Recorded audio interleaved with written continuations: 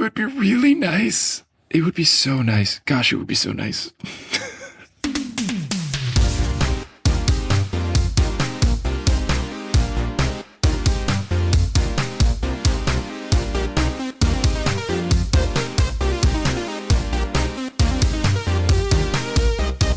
Sup, nerds? It's basketball. Welcome to Horse, a basketball podcast about everything except for the wins and losses. My name is Mike Schubert, and I'm joined by my trusted co-host, the Nico Harrison, burning the Dallas Mavericks organization on fire to getting rewarded with the number one pick. It's Adam Awala. Adam, how's it going?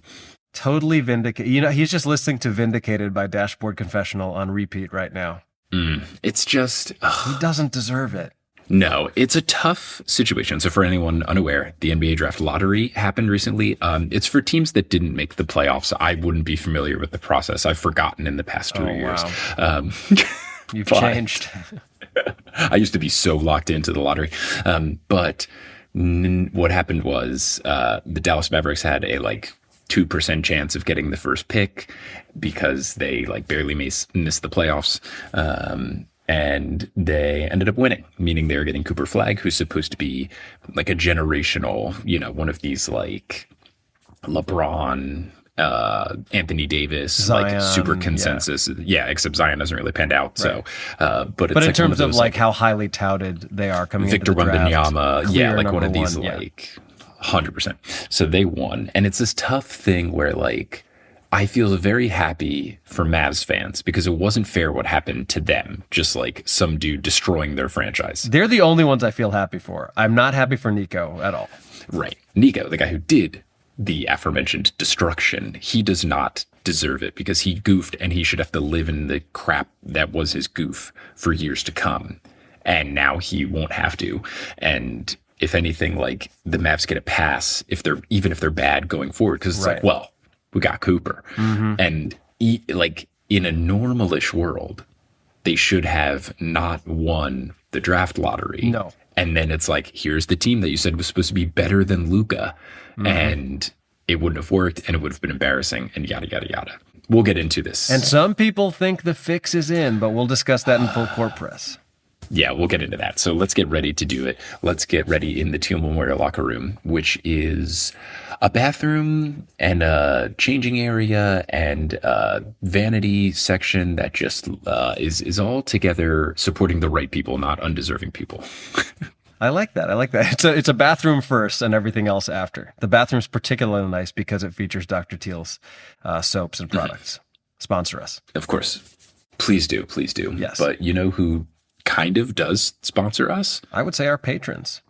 Our patrons are the most direct of sponsorship in the fact that you are directly giving funds to help the show because it costs money to make the show. So thank you to everyone who supports, but thank you especially to our producer level patrons supporting at the highest tier. Polly Burridge, Salvatore Testa, Siobhan Ellsbury, Don't Go Chasing Taco Falls, Bang, Bang, Roast Beef Debris, Denver Steve Nuggets, Anna Reed, saying Steph Curry for 3 feels melancholy. Bang. Yeah. Hi, Allie, Chase Underulo, Naked Rachel, Sidney Crosby is a vampire, Chelsea's cousin, Ginger Spurs boy, Balls to the Walls, Mott's Furley, and Utah Jash. And you know who is actually truly sponsoring this episode? Our sponsor. It is our sponsor, and that sponsor's Tab for a Cause. It's super simple. You go to tab4acause.org/horse. A couple of clicks, it's installed into your web browser. Every time you open a tab, you get a very pretty picture. You might see some ads in the corner. Those ads raise money for charity. You choose what charities get supported. It's great. You're already going to open a bunch of tabs anyway. Tab check. I have one tab open because I'm afraid of the internet at the place we're staying in Switzerland not being great. Sure.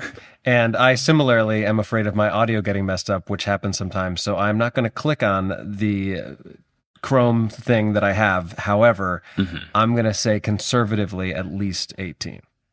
Look, so you can channel that energy of tabs into charity, and why not? So go to tab4acause.org/horse to do that today. All right, now, unless you're listening on Patreon, where you don't have to listen to any inserted ads, you're going to hear some inserted ads. They're inserted locally. They might be in your country's native language. Perhaps that's not English. Once those are complete, though, we'll get back into this episode of Force, unless you're listening on Patreon, where we're going to get right into this episode of Force. All right, Adam, what do you got? Yes, my next upcoming bigger show, as you're listening to this, is in Los Angeles. That is officially official. That is on Thursday, May 29th at the Skunk Room. Not my favorite name, but nevertheless, the Skunk Room at the Elysian Theater, which is a pretty prestigious place out in LA. That is on Thursday, the 29th at 8 o'clock. One show only. It's a pretty small room. I think it only holds like 60 people. So my hope and intention is to sell it out. If you're in the LA area, I hope you can make it. The next night and following 3 nights, I will be in Montana. So on the 30th, I'll be at Last Best Comedy Club in Bozeman. Then I'm doing some smaller shows in Helena and Townsend on the 31st and the 1st. Then I go right from there to Las Vegas, where I will be at Brad Garrett's Comedy Club from June 2nd through 8th. And then the next thing I have after that is Chicago. That is July 17th through 19th. Jamestown, New York for the Lucille Ball Comedy Festival, August 8th and 9th. Wethersfield, Connecticut, September 12th and 13th, Bethlehem, Pennsylvania on September 20th, and Columbus, Ohio on September 26th. I don't think tickets are available for that most recent one, the Columbus one, but everything else should be on sale. And what about you? Have you done the Zurich shows yet, or are they upcoming? I have not. And this episode is going to come out on like the 20th, right? So they won't have happened by the time people have listened. So got 2 shows happening in Zurich. We've got one for Potterless on Saturday the 24th, and then one for TNO on Sunday the 25th. The Potterless one's in a smaller room. The TNO's in a bigger room. The Potterless one's at 6 p.m. The TNO one is at noon. So come on through, enjoy. If you want to travel, please do. I would appreciate it. It's the only show I'm doing in Europe this year, and I have no idea the next time I'm coming back to Europe. Kelly and I are here in Switzerland on vacation, adding some shows at the end. I do not know the next time I'll be able to do like a proper tour. So if you're kind of close, I would say come through. And I'm giving free stuff to people who come to the show. I'm giving more free stuff to people who come from other countries to the show. Nice. So come on through. I also recently announced some other U.S. dates. So August 14th, I'll be in St. Louis. August 18th, I'll be in Kansas City. Also be at Enchanticon between those dates, which is in St. Louis, August 15th through 17th. And then September 13th, I'll be in Providence. And September 28th, I will be in Pittsburgh. So of those 4 shows, St. Louis and Pittsburgh are just TNO, since I've performed there before, and then Kansas City and Providence are both half and half shows, since I've never performed there before. Cool. So you can get tickets to everything, Zurich shows, US shows, whatever, at Schubs, schub.es/tour. And as that was happening, I was checking my phone to see if the Cubs are playing in St. Louis on those dates in August. They are not, but, baseball reference. Baseball reference. Yeah, I should see who the Birds are playing, because perhaps I will attend a game, or the Royals. It pains me to say this, but it is a very nice stadium. I went the last time I did shows in St. Louis. Johnny and I planned it around when the Yankees finally actually got to play the Cardinals, because it was like the first time it was supposed to happen was the 2020 season, and then COVID happened, and then things changed and blah, blah, blah. So I went, the Yankees lost every game that we went to. We got swept. We went to all 3 games. Yeah, I've been there. But it's a cool part. Yeah. But yeah, that's what I got. So with that concluded, do we have an NB Q&A? We do have an NB Q&A. This is a fun one. And I think it might be fun to expand into like a full 3-on-3 or that sort of thing. But the question is from a fan of ours from Iceland. And I'll be honest, I'm not confident enough to say this name without doing a really bad job. The spelling is J-O with an umlaut, K-U-L-L. Yokel? I would guess like maybe Yukel? Because I think like Dennis Schroeder, I don't know if Icelandic does it different than Germany, but I think like an O umlaut in German is like U, so maybe it's Yukel? That would be my guess. Let us know. It's possible. If you want to send us a brief voice note or something and clarify, we'll say it on a future episode. But in any case, the question was, hey, Mike and Adam, I'm from Iceland and I love your podcast. I am listening now while I study for final exams. Sounds like some low grades incoming. Stop listening to us and wait till after. Just kidding. Hope you do great. I think it would be fun to hear you guys make an NBA dream team for other sports like football, American football, volleyball, and other sports. Anyway, much love from Iceland. Now, I think I know what they mean by that, but I'm going to interpret it how I want to, which is imagining which NBA players or WNBA players would be really good at other sports. I think that's what the intent of the question is. For the purposes of discussing it right now, and again, this is something that we could expound upon, but let's go with the consensus greatest basketball player currently playing. I'm going to say LeBron, just for career, not like he's the best in the game right now, but you get what I'm saying. Which sports would LeBron be good and bad at? Like right off the bat, American football, I think he'd be very good. Baseball, not as good. But you never know. Aaron Judge is a gigantic person. Yeah, I feel like anything running, jumping wise, especially utilizing the body, which is why American football makes a lot of sense. I feel like rugby is similar enough where that could work. I think just by size and leaping ability, I feel like he'd be good at volleyball as well. Yes, yeah, that checks out. I could even see him being like a good soccer goalie just from like quick reflexes and stuff. That makes sense because there's other players that I could think of, like a Steve Nash or someone who actually I think did play soccer fairly competitively, who it's like, oh, I could easily see that translate. And he's got the hair for it. I mean, he's got the little string thing that sometimes you wear when your hair gets long. You need that, I feel like, if you're a soccer player. So thinking about LeBron though, like there's some things that it's just hard to conceive of. Like I can't really picture LeBron James skiing, which is not to say that he's not a great skier. It's just like not something that I would assume he would do. And I think like the bigger you are, sometimes things become more challenging, whereas in other sports they work to your advantage. But like, okay, let's go on the other side. Caitlin Clark, right? Maybe one of the most famous women's basketball players right now. I feel like she has like soccer player vibes, but maybe it's just the hair and like the way her footwork. Yeah. I think because you'll see a lot of NBA players, at least, who are good at 3-point shooting, good at golf or other like muscle memory related Steph sports. Is very good at golf. There's been many. Jordan was so a I good could see golfer. Caitlin being good at golf. I could also see someone like Caitlin Clark being good at tennis because that's another like muscle memory one. And then also like it's a lot of lateral shuffling. That's why I was usually pretty good with basketball and tennis. There's actually like a lot of crossover you as well. Like with the side to side movement that you do on defense in basketball feels very similar to like what you have to do playing tennis. Same thing with like lots of like quick backpedaling and stuff. Right. So I feel like I'm going to say like people who are really good at defense are and can shoot threes. So like your 3-and-D wings, I think are actually going to be like very solid tennis players. And then maybe more of the like 3-point specialists are going to be good golfers. And then I think anyone that is like got high leaping ability and good defensive intuition is going to be a great soccer goalie.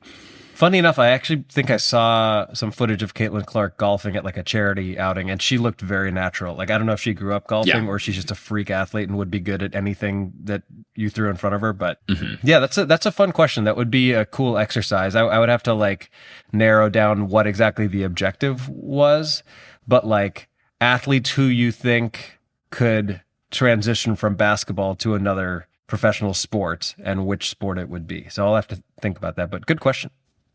Yeah, and some players have done it, like Chase Budinger, who played in the NBA, who was like a solid kind of like vet, no one like earth-shatteringly good at basketball. He was on the Olympic volleyball team this past Olympics. So cool. I think it's like a 2-person beach volleyball team. So like clearly it can work. And like I feel like any NBA player could play handball and be amazing.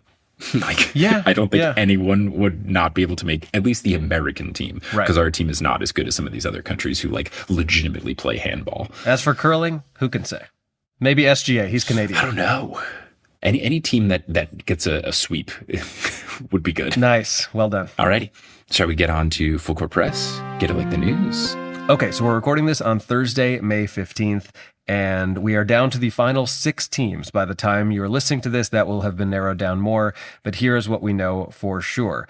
The Indiana Pacers are through to the Eastern Conference Finals. They defeated the Cavaliers, I would say fairly easily, in 5 games. Yeah, injuries, but yeah. Yes, and on the other side of things, the Timberwolves have also dispatched the Golden State Warriors in 5 games as well. Talk about injuries. Obviously, the big story there. Injuries, Steph Curry, unavailable for most of the series. Singular injury is really the tale there. But that means 2 consecutive years for both the Pacers and the Timberwolves getting to the conference finals. Obviously, neither of them made it through those respective series last year, but we shall see. Now, on the other side of things, in the Western Conference, we have the Thunder and the Nuggets, which, again, I mean, Nuggets-Clippers was probably the best series of the first round. I think Nuggets-Thunder is like clearly the best series of the second round matchups. It's been really, really entertaining. We'll break it down further, but heading into tonight as we record this, the Nuggets are back home for Game 6. They've got a chance to win it and send it to 7. I hope we do that because it's possible it's the only Game 7 that we get in this round. So it's going to be interesting to see who wins that. And then on the other side of things, the Knicks are up 3-2 on the Celtics. A lot has happened in that series. Unfortunately, Jason Tatum tore his Achilles. That was a really ugly situation.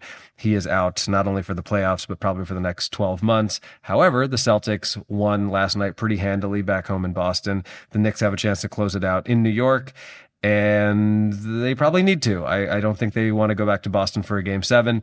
So let's start with the definites, all right? Let's talk a little bit about Pacers Cavs. What are your impressions of that series? It sucks that the Cavs had to deal with injuries. Like, they had a whole bunch of injured dudes. I don't think that is fully telling the tale just because the Pacers did play really well. But then you just had some of the dudes on the Cavs underperforming. Max Strus didn't play super well. Ty Jerome didn't play super well. Speaking of Max Strus, he sent a text to his teammates before Game 5 saying something like, "If you don't think we can win this thing, don't even show up," which I like the message. He then proceeded to go 0 for 9 from the field, 0 field goals made, and the Cavs lost. So, I appreciate the intention, but not a great job of backing it up.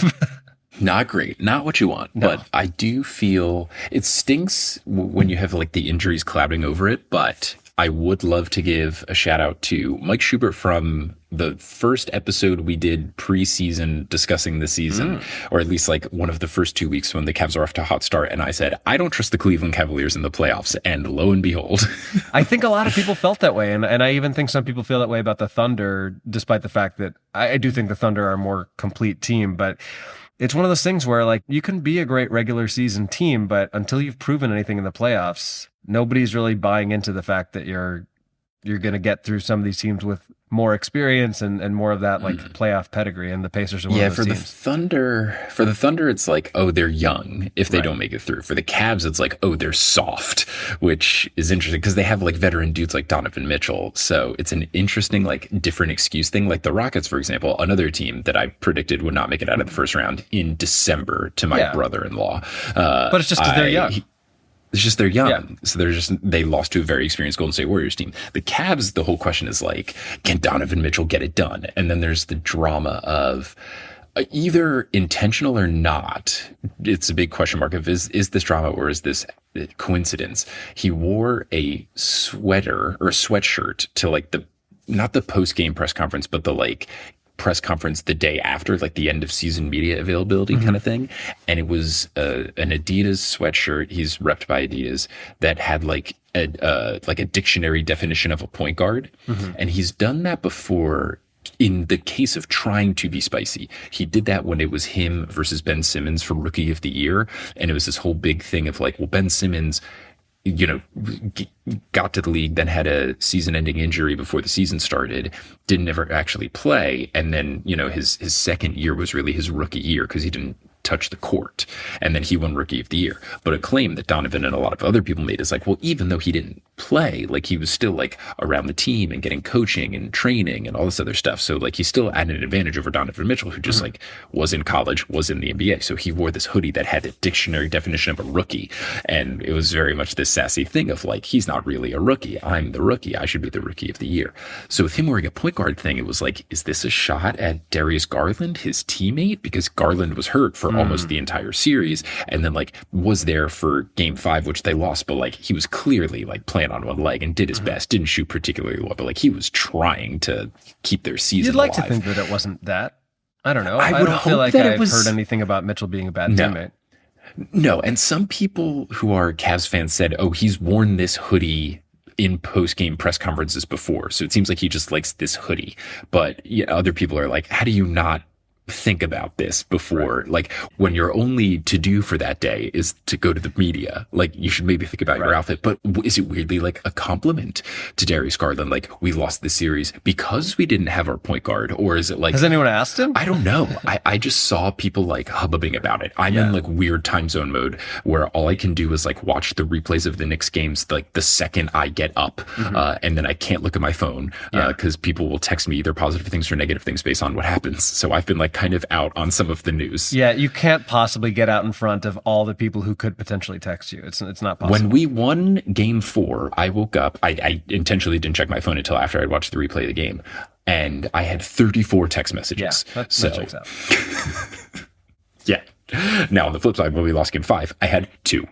Well, yeah, that also checks out. It's like my tabs versus your tabs. That's the corollary there. Of course. And the thing, like, all in all, Pacers earned it. They are very good. Tyrese Halliburton shut up all the people who called him overrated. He won the poll of NBA players that he was the most overrated. And they polled 90 players anonymously, and like over 10% voted him the most overrated. And he shut people up. He hit game winners and made clutch shots and clutch plays. And the Pacers are good. Did a big balls celebration for which he got warned. Did a big balls. I don't know if he got. Oh, he didn't get fined, just warned? Didn't get fined, just warned. Good. Correct. That's what we should do. We should be allowed to say when you have a big balls moment, you should be able to tell the truth. So agreed. Shout out to the Pacers, and we'll just have to see if they can pull it off. Yeah. And if my team makes it to the Eastern Conference Finals, I hope they don't. And if the Celtics do, Pacers in 4. Totally. Now, let's go to the other. We'll get back to the Knicks because there's a lot more to unpack. But in terms of the other series that is completed as of this recording, the Timberwolves beat the Warriors in 5. And really the story of it, credit to the Timberwolves for obviously showing up and getting it done. But as soon as Steph Curry went out and it was clear that he was going to be out for, if not the whole series, a big chunk of it, you knew that the Warriors were pretty much cooked. So, there's really not much to say about that series other than the Wolves did exactly what they should have done, which is take advantage of playing a lesser team. That what really bums me out, just as a basketball fan and as a guy whose team is nowhere near the playoffs, I just want to see great games. I want to see great matchups. I want to see the stars playing, and to not get.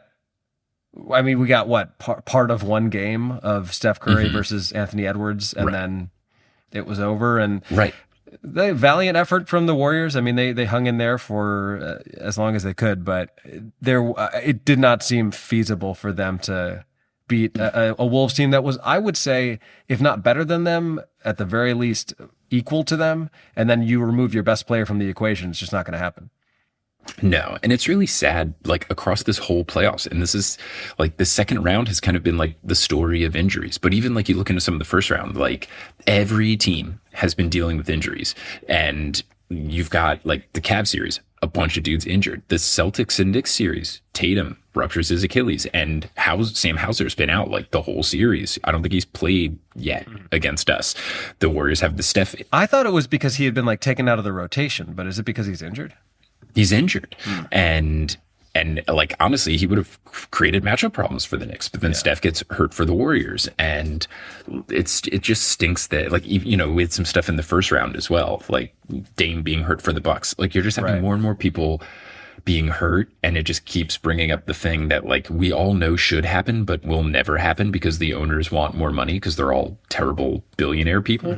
But like, the games are too many. People keep getting hurt in the playoffs. Like, it's down to, it needs to go down by significant numbers. Like, it shouldn't be more than 70. I think it should be like 65 or less. Like, it should be something where, like, just play every team twice, something, and just, it's just really unfortunate because we just, like, exactly like you're saying, you want to see the best players playing in the most meaningful games. And it just feels like this happens year after year after year, especially recently. It's just what team is good and also not that badly hurt is who wins the title. And with Steph, it's at least something where it's a hamstring pull, which I don't want to say it's not serious, but it's something that like he would have come back from eventually. Right, it's like 10 days. But with Damian Lillard and Jason Tatum, we're talking about stuff that, especially for Lillard at his age, is absolutely a career-threatening injury. I mean, Kobe was never the same guy after he tore his Achilles when he did. And Jason Tatum, obviously younger, but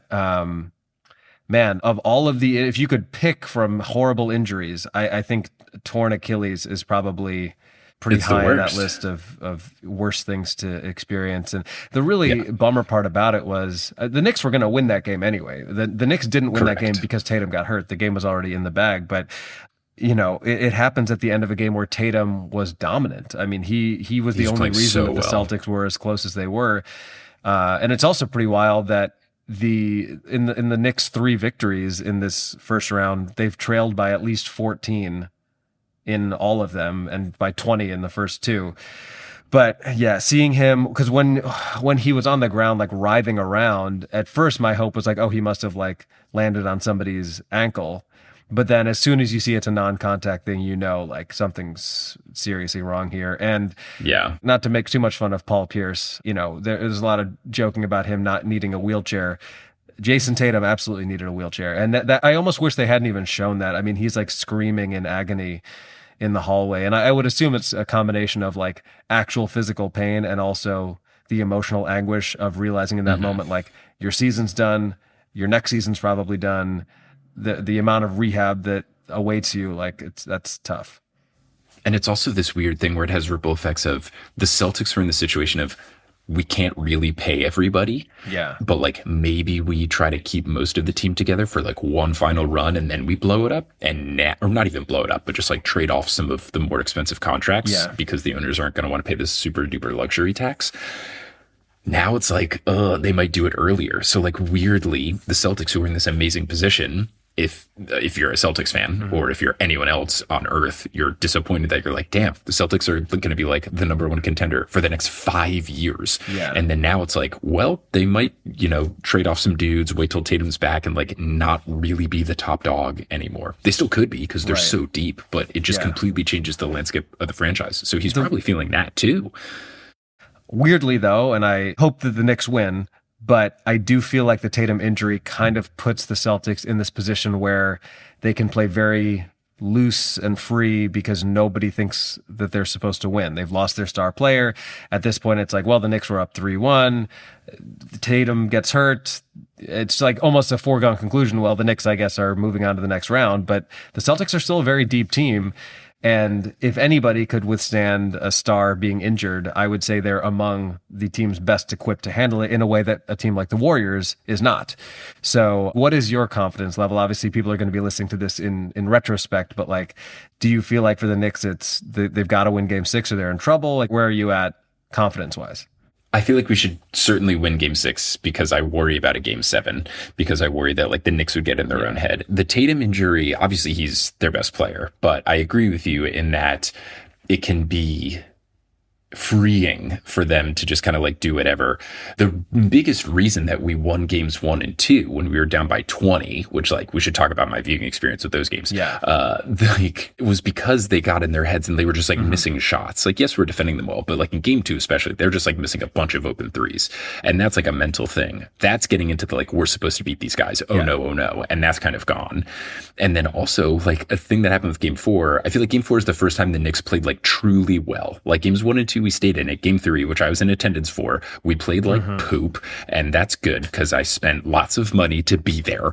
And then game 4, we like actually played really well. Like we shot like 60 something percent from the field in the second half. Jalen Brunson didn't miss anything. Like it was a nuts performance. I don't know what sort of secret stuff Jalen Brunson is drinking at halftimes, but I swear he comes out and he's like a different player sometimes. He's clutch, man. He's clutch. But yeah, I think like game 4, we truly just started playing well. But also, personally, Peyton Pritchard, we just have no answer for the guy. And for whatever reason, Joe Mazzulla was not playing him a lot of minutes in game 4. And I think that worked to our advantage. With Tatum out, Pritchard is basically like taking his minutes. And I don't like that. Because when I was at game 3, Pritchard was freaking cooking us. And I was very upset about it because it was just like, what do we do? And then in game 4, when they weren't playing him as much, I was like, this is fantastic. And now the game 5 happens and it's just like, oh no, he played a lot. Ugh. I mean, but also like, are you going to get a 7-block Luke Cornett game every game? No. I'm not sure. So I think there is also... But are you also going to get a game where Mitch Robinson hits his first 6 free throws? Who saw that coming? Look, he's in the gym, baby. He's in the gym. The Garden went nuts when he finally made some in game 3. We went bonkers when he made some. But yeah, I also think there's like a lot of times when a big star goes down, the next game, the team is like, yeah, let's go. Like, I did not feel very confident about the Knicks winning game 5 just because like the Celtics are all going to rally together. I hope that like that energy has cooled off and they're home in New York. So I really hope we win game 6. I feel more confident about game 6 than I do about game 7, but I also don't feel confident about anything because I'm a New York Knicks fan and I know better. So we're going to see how it goes. I'm going to keep wearing all my Knicks stuff on game days like I have been doing here in Switzerland, and just doing all of my superstitions routines and all that kind of stuff, and hopefully we can come through. But like, I mean, the first 2 games were electric. Just being up 2-0 on the team that we were supposed to lose to, and coming back from 20 points, just delicious in the third quarter. I mean, and not just 20 points in the third quarter, but the first game, it was like 6 minutes left in the third quarter. And then the second game, there was like 3 minutes and 40 something seconds left. And we were down by 20. That is insane. And we just stayed in it and the Celtics shot their way out of it. And it was just ridiculous. And the first game I watched like the first, and we talked about this like super in depth. We did a Patreon like check in halfway between these 2 episodes. So if you want to see like super duper in depth thoughts, but like the first game, I was really nervous and I ended up just like watching my computer and it was like in complete shock. Second game, I had a friend come over and we watched it and it was just like similar kind of thing, like kind of half watching it in the first half because we're so out of it. And then once it started to like creep back in, it was slowly like, all right, let's lock in and just watch the game. And then when we finally did win with the dramatic Mikal Bridges block to seal it, the baby's asleep, so I'm doing like silent yelling. Yeah.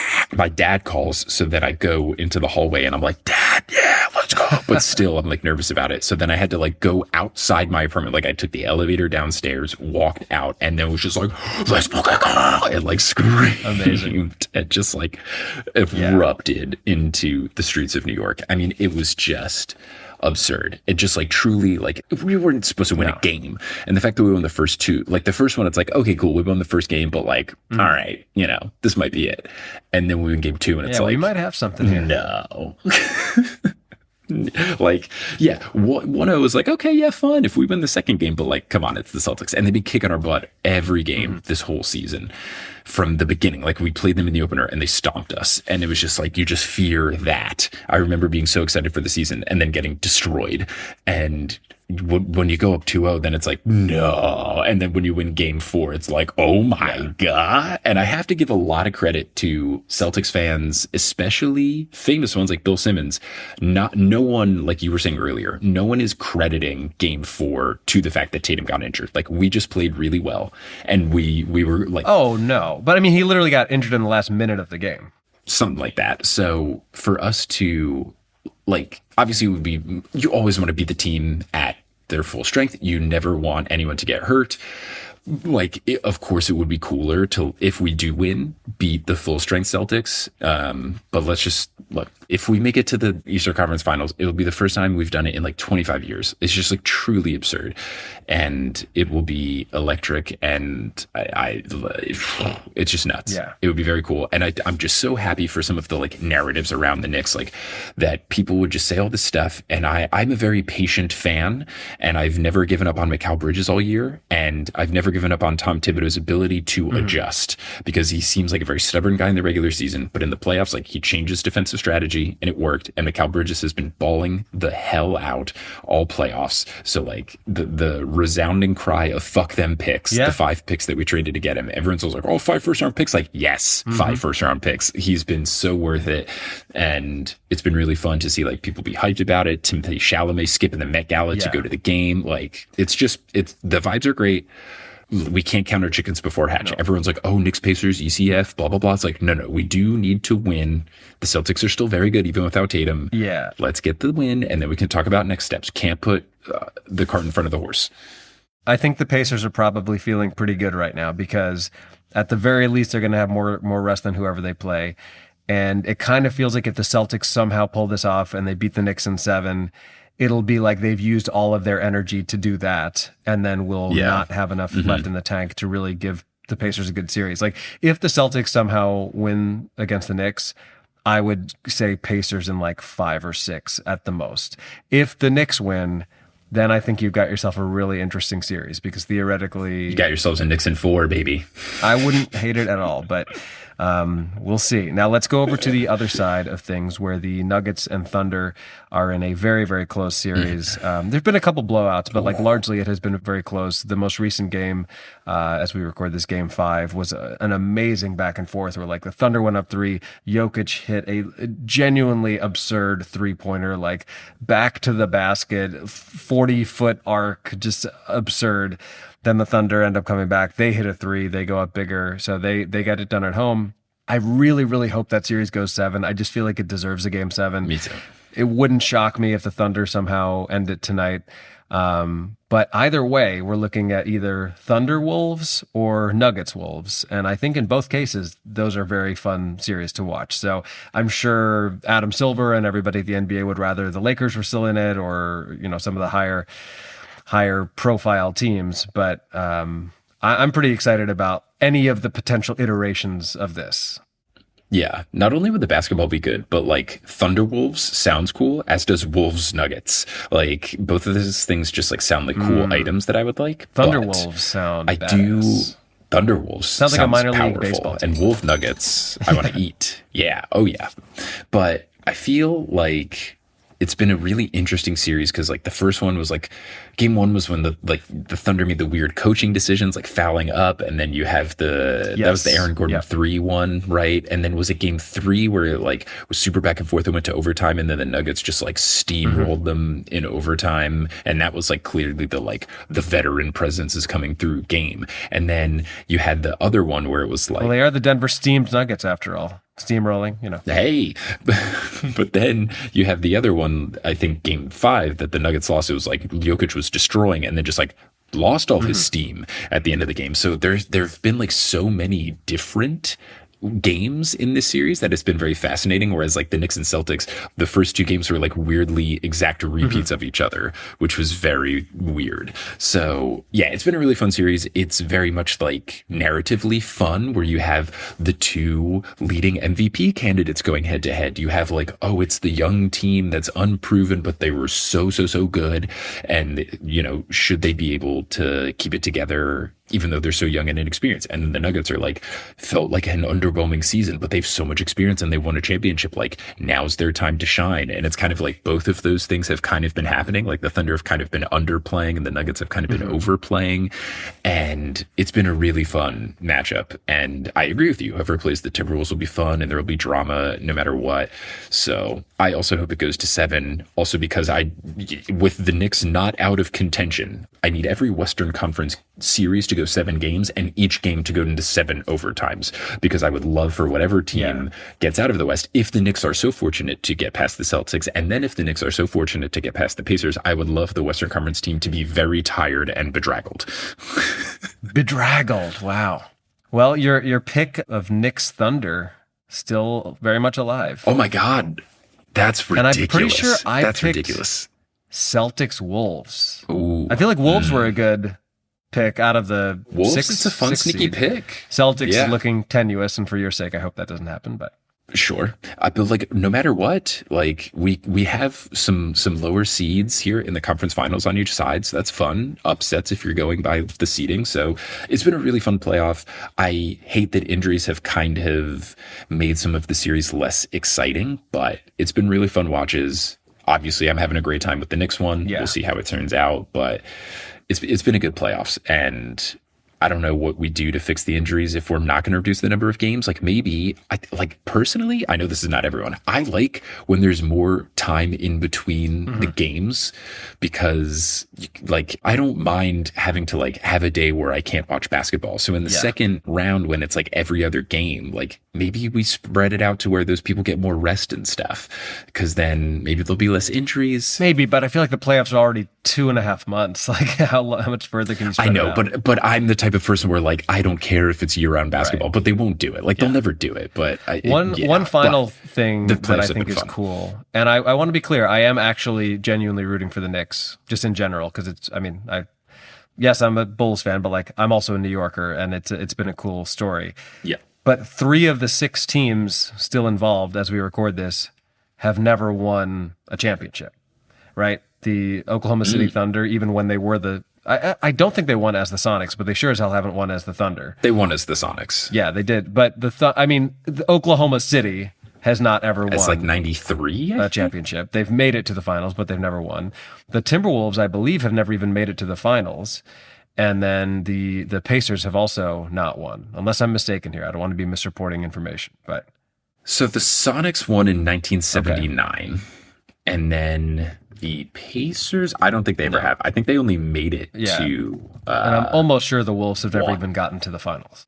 Yeah, so the Pacers made it to the 2000 and finals, lost to the Lakers, and they. Yes, so they have made it to the Eastern Conference Finals. Yes, but the Bulls were always in their way. But they kept getting stomped by the Bulls. Yeah, similar tale of the Knicks. So and I don't think the Wolves have ever made it to the finals. I think a lot of people thought they would beat the Mavs last year, and obviously that didn't happen because notoriously terrible basketball player Luka Doncic led his team to the finals. But that's a good transition. Yeah. So let's wrap this up by talking about the NBA draft lottery. So this is not unprecedented. Yeah. We've talked about the frozen envelope before, where people believe that the Knicks, secretly got the Patrick Ewing pick handed to them. But as a Knicks fan, the frozen envelope 1,000% happened. It was I am not a conspiracy theorist by any means, as you will soon hear, because I don't think this one is rigged. I am a firm believer that the frozen envelope is real. Yeah, I think you're probably right. But here's the thing. I need this particular draft lottery to be rigged because the knowledge that the Bulls were a coin flip away from having Cooper Flagg is haunting me. And so I need to believe. And who else were the Bulls a coin flip away from that I sent you the message about? There was someone else they were a coin flip away from. I don't recall, but I know that what I keep hearing is that the Bulls were a millimeter away from lucking their way into that number 1 pick, which frankly would have been reminiscent of when they got Derrick Rose, which was also a less than 2% chance of them winning the lottery that year. The Bulls were a coin flip away from getting the number 2 pick in the Doncic draft, but knowing the Bulls at that time, they would not have drafted Luka Doncic. You would have taken Marvin Bagley III. He whose name must not be spoken. So, I think it's okay. But yeah, there was some wild stuff in the draft lottery. I would recommend, if anyone is interested in how it went down, listen to or not the most recent by the time you're listening to this, but there's an episode of Zach Lowe's new podcast with The Ringer, The Zach Lowe Show, where he went to it. He's gone to the past 10 because he thinks it's this silly, ridiculous thing. And he gave a very in-depth discussion about what went down with Bill Simmons, and he gets into how it works. They use ping pong ball, lottery ball type things, and all these different iterations, and numbers mean different permutations of the results, and blah blah blah blah blah blah. So if you want to get super into the weeds of it, I would highly recommend listening to that episode. It was fascinating. But the basic summary is that you don't guaranteed get the worst pick if you're the worst team. They have flattened the lottery odds even more so than what they used to be, but it's just you have certain percentage chances, and the worst teams have the highest chance of getting the number 1 pick, but it's not a guarantee, and teams can move up. And it was all done in the interest of preventing teams from tanking, which is how it still is in other sports. In the NFL, the worst team by default gets the best pick. And so it kind of incentivizes you if you're already, 2/3 of the way through the season and you suck. It really behooves you to keep losing because you know that you're going to get that pick. So I guess the way to think about it, if we've never explained this before, is if you're the worst team in basketball, was it the Wizards, I guess? Yeah, I think so. You would theoretically have the most ping pong balls in play, which would give you the highest chance of one of your balls being the number 1 pick ball. But there's also some things left to chance, and that is what happened. Allegedly. Overall, I think I like the flattening odds thing. I think there's some unfortunate things that happen where stuff I'm more upset about the Spurs getting the number 2 pick than I am of the Mavs getting the number 1 pick, because the Spurs only were this bad because Wemby got hurt and then they kind of gave up on the year. And now they've had the number 1 pick, what do they have with Castle? The 3 pick, and then now the number 2 pick. And they've had back-to-back Rookie of the Year winners. I don't think Dylan Harper is going to overtake Flagg, but he's very good. So that feels almost like they didn't deserve it. Obviously the Mavs didn't, but like when you have such a low chance, it's just kind of like whatever. But here's what happened. The Mavs, if we're going based on like where they ranked in terms of worst team of the year and like what pick they actually got, when we're saying that they jumped spots, it's like what they would have gotten if there was no randomness. The Mavs jumped 10 spots to number 1, so 11th worst, but then they get the number 1 pick. The Spurs jumped 6 spots to get the number 2. The Sixers jumped 2 spots, which was especially spicy because they could have lost their pick. I think if it was below 6, it would have gone to the Thunder, and that would have been nuts if the Thunder got a top 10 pick. And then the Hornets actually went down 1, so they're the 3rd worst. They got the 4 pick. The Jazz was the worst team.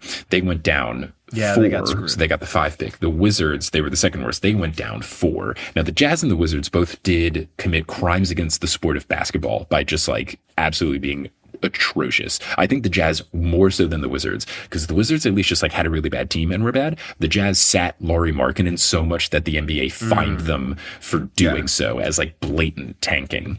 So they go down. The Jazz are the 5th pick now. The Wizards are the 6th pick. The Pelicans, also just like drama-filled and injury-riddled, they went down 3 for the 7th pick. The Nets went down 2 to the 8th pick. The Raptors, who also committed crimes against basketball, went down 2 to be the 9th pick. Rockets down with the Suns pick. They're the 10th. And then the Blazers down 1 pick to the 11th. And then everything else is kind of like straightforward. That all happened with all the reshuffling and stuff because 3 teams that weren't in the top 3 worst got the top 3 picks. And now you have the Mavs getting a generational superstar and a bunch of people thinking that the lottery is rigged. I don't think so, though. I don't think so. People are going like wild with the conspiracy. I was kind of fanning the flames a little bit. I posted something on Patreon. Maybe it was just me being salty, but it feels too convenient that Nico Harrison would do this move that is widely panned, but also is like what the NBA would want, which is moving a top 5 player to one of the premier teams in the league, being the Lakers, to ostensibly take LeBron's place once he leaves.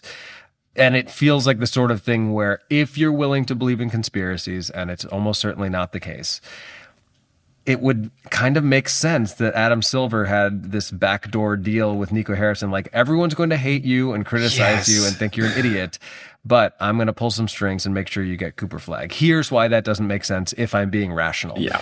Adam Silver did not injure Kyrie Irving. He did not injure Anthony Davis. And Anthony Davis. In a world where those players, and I can't remember the timing of the Kyrie, like, was Kyrie already hurt when they made the Luka trade? Knows after. That's what debunks the whole thing. Because in a world where those players don't get injured, the Mavs absolutely make the playoffs, and they're not even involved in the lottery anyway. So like, it's not really realistic. But it is a funny thing where I still think Mavs fans hate Nico, and it's not like they're going to give him credit for something that was luck anyway. But it has kind of worked out well for the Mavs.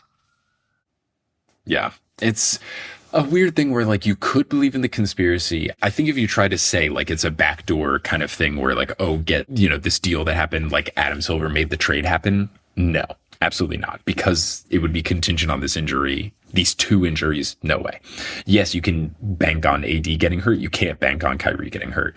So that's ridiculous. Now, if you want to believe the conspiracy that like they did it very recently as a way to kind of like save the Mavs franchise from turmoil and all these fans who are giving up on the team and saying they're never going to watch a basketball game again, that's more believable. But I still don't think they can do it. And it's a point that was brought up recently on some of the podcasts I was listening to that I think really kind of solidifies that it's not rigged for me, is that the NBA draft lottery is like verified by a third-party group, Ernst & Young, like EY, that company, and they do like really important things. Like, yeah, they're big 4. This is not your mom and pop accounting firm. This is like the big boys. These are people who do like the Oscars. Yeah, they do like proper stuff. They're a big deal company. The NBA is just one of their clients. Like, they're a big freaking deal, huge corporation.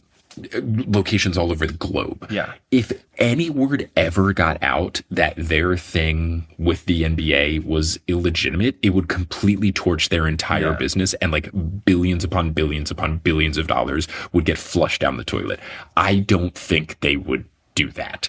So yes, there's all these things where you're like, well, the Bulls got Derrick Rose and the Hornets got Anthony Davis after, you know, the league owned the team and all this stuff. I just think, and there's some people who do this on Reddit every year, it's so easy to like pick a team why it was rigged for them. If the Hornets won this year, it'd be like, oh, of course, the Duke guy goes to the Carolina team. Like, there's all these sorts of things. If the Sixers won it, it's like the Paul George thing blew up and we got to save the franchise. They were going to make the new arena. Yeah. Like, there's all these different things that you can do for every single team. If the Nets won it, they'd be like, they're trying to make New York have two relevant franchises because they want it to be like the Clippers and the Lakers. Like, it's just, you can do it. Well, it's easier to blame a conspiracy theory than to accept reality. I think that's kind of like what it comes down to ultimately. There's a comedian I know who has a very funny joke about like how believing in astrology is just a sign of your privilege. Like, if your life is so good that the only thing you can come up with for why things go wrong is like, well, the stars hate me. It's like, well, then things are probably not that bad. But I think it's kind of that thing too. It's like, I would love to have some sort of conspiracy for why the Bulls are bad, but I think it's just because they're a poorly run organization. Yeah. So it's all fun to play the conspiracy game. I don't think it is. I think it's just an unfortunate set of circumstances where the Mavs got this number one pick. And as we said at the top, I am happy for Mavs fans because what happened to them absolutely sucked. I am not happy for Nico Harrison because he does not deserve to have a relief. Like, he deserves to look as awkward and uncomfortable as he did for making such a bad, foolish decision. He should have to live with the ramifications, and now he won't have to. Yeah, it bails him out. But sometimes that's just the way the ping pong ball bounces. It is how it bounces, and we'll just kind of see. I mean, I feel bad for Jazz fans. I feel bad for Wizards fans because, you know, how else are you going to get this franchise out of the not ground? Free agency signings. No one. That's the problem. Like, it's so hard to get free agency signings, even when like you're a good team in a market that is undesirable. Like, the Blazers were so good in the Western Conference for years in the earlier Dame era. And it's just like, they couldn't get like big market dudes. They couldn't even get LaMarcus Aldridge to stay because people were like, oh, I don't want to live in Portland. And it's just like, Portland's great. I just don't understand. So like, I truly feel bad for some of the fans like that. But like Zach Lowe pointed out on his pod, the owners voted like 28 to 1 to flatten out the odds. So because of that, like, you're going to have one person abstained? Crap like this that happens. Yes, I believe the Mavericks abstained. The Thunder voted against it because they cited, like, Sam Presti was like, this is the only way small market teams get big dudes. And then everyone else voted yes. So like, the change only happened like a handful of years ago, so we kind of have to just like let it go for a while and see how it works out in the aggregate and like look over it over a long period of time, because then it'll kind of like shake out. But like, stuff's going to happen. And on the flip side, like, you have to be able just to like draft good dudes. The Thunder, like, their current roster, it's not because they have all number one picks. SGA was like the number 12 pick. Right. And Jalen Williams was like the number 7 pick. Like, Jokic was a second round pick. Right. So like, if you just have really good scouting departments and you are bad enough to get into the thing, because if you're one of the worst 3 teams, I think you like you can't drop more than like 4 spots or something like that. So like, if you're gonna be in the top 7, like, yes, every draft is going to be different, but like, you can get around. It's going to be great players to be had. Obviously, in the top 10, in the first round in general. And look at like every draft ever where like you go into the draft and you're like, oh man, they're going to get this dude at number 3, blah, blah, blah. And then you fast forward 10 years and you're like, I can't believe they picked this guy at number 3. Right. Like, it's every single year. So like, I think the real reason, it's one of these things everyone wants to point to, like, the odds aren't fair. Like, there's never going to be a way to make the most deserving teams get the pick. It is truly impossible unless we had a voting process, which I would love. I would love that. It should actually be something where it should all be narrative based. I would love it for the drama and the spice. Like, everyone should have to vote for what team deserves it most, and it should be so chaotic. It'll never happen. So instead, I think they should have to play ping pong hire good matches scouts against each other to decide who gets the picks. And Anthony Edwards famously claims to be very good at ping pong. There's all these different like weird things where people try to fix it. The one that I do love, the worst 4 teams play a tournament against each other. Yes, give me that. Like more basketball to decide it, who's hungriest. Like yes, that kind of thing. Great. All these other things, no. But if it means like a Final 4 single elimination tournament to get the number of pick, sign me the fuck up. I like it. Forget the in-season tournament. Let's do a postseason bad team tournament. Yes. To see who gets the number 1 pick. Oh my God, yes. I think I got something here. 1,000%. I think I got something here. Let's go. Let's do it. As we wrap up Full Court Press, a secondary plug to join Patreon right now. And don't wait, because we're getting into the season where the Patreon is going to be very active. I don't want to overcommit either of us to anything, but as long as you're around, I think we will do our utmost to do like a game-by-game recap of the finals. Once we get there, we're probably going to be adding stuff in between this episode and the next one, because by the time you're listening to the episode after this one, I guess we'll be getting close to the finals happening. So if you haven't already, and if you want to join at any tier whatsoever, now's a good time to do that, because there's definitely going to be a lot of bonus stuff going up. But if not, we appreciate you listening, and that's all I have to say about that. Yep. Let's get into it. Another fun one. Thank you for listening to this episode of Horse. Horse is hosted by Adam Amawala and Mike Schubert. Our editor is Kensei Suramaki. The music is by Bettina Kapamanis. The art is by Alison Wakeman. The website is by Kelly Schubert. And the social media is by both of the Horse Boys. Thank you to our producer-level patrons, Polly Burge, Salvatore Testa, Siobhan Ellsbury, Don't Go Chasing Taco Falls, Bang, Bang, Roast Beef Debris, Denver Steam Nuggets, Anna Reed. Saying Steph Curry for 3 feels melancholy. Bang. Hi, Allie, Chase Underulo, Naked Rachel, Sidney Crosby is a vampire, Chelsea's cousin Ginger, Spurs boy, balls to the walls, Mats Furley, and Utah Jash. Condolences to you on the number 5 pick. You can follow us on Instagram and Facebook at Horse Hoops, and on Twitter at Horse_Hoops, because Horse Hoops set up the internet at the place we're staying here in Switzerland, and the place we're staying has a sauna in the backyard, and it was going to be perfect audio. Like, it actually dampens the echo really well. And I was going to say, I recorded an episode in a sauna, and the Wi-Fi doesn't reach the sauna. I'm so upset about it. But I'll be honest, and no one else can see this, the room that you're in right now also kind of sauna-ish. It's got the wooden paneling on the ceiling, but unfortunately I'm in a bathroom, so it's like kind of echoey. It's this weird mix of like dampening wood and then bouncy tile. And I was going to be in full like dampening wood. The vibes are going to be great. There's a couch in there. It's going to be really sad, but alas. It's also funny to imagine you doing it while using the sauna as your laptop just gets increasingly hot. Let the record show I would not have turned it on. And also the sauna has like there's like the actual like room where the sauna is, and then there's like the room where you like change, and there's a couch and stuff. I would have done it from there, but still electric vibes. But alas, the internet didn't reach. I was so sad. Anyway. You can go to our website, horsehoops.com, for links to the many, many things we discussed today. Yes, and if you want to support the Horse Boys, you can go to patreon.com/horsehoops. As mentioned, a lot of bonus stuff there. And also, you can get merch. We have shirts that say Sup Nerds, It's Basketball. They're very soft. They're very cool. We got an artist to do custom lettering and stuff for them. That's at horsehoops.com/merch. That's also where you can get digital merch, which also uses that custom lettering, but on wallpapers. And then there's ringtones and a bunch of other cool stuff. But we're going to conclude this episode by putting our hands in the middle, saying something on the count of 3. I don't want to be selfish, but can we put good vibes out there for my beloved New York Knicks? Yeah, you know what? Let's really embrace it. I believe last time we said get it done. That was in regards to the Knicks beating the Pistons. But in this case, I think just a simple, concise bing bong on 3 is all we need. I want to push against bing bong. You're anti-bing bong. Because I liked that get it done was like direct and it was clear. I want maybe like close it Knicks out. Maybe like close it out on 3. You don't even want that. I see. Even with Knicks in 6, what if we lose? No, because I don't want to like limit it. Like if we do lose Game 6, I would love to win Game 7. Right. So I think I would love to say just like close it out on 3. You got it. All right, 1, 2, 3, close it out. Please, please, please, please, come on, baby. Come on, please, come on. Hey, please. You're close. Please. You're close. I hope by the time people listen to this, they will know that your anxiety was all for naught. And the Knicks are getting ready to play the Pacers. Let's put that out there. It would be really nice. It would be so nice. Gosh, it would be so nice. I'm wishing for that for you and my many new friends. Thank you. I appreciate it. Here we go.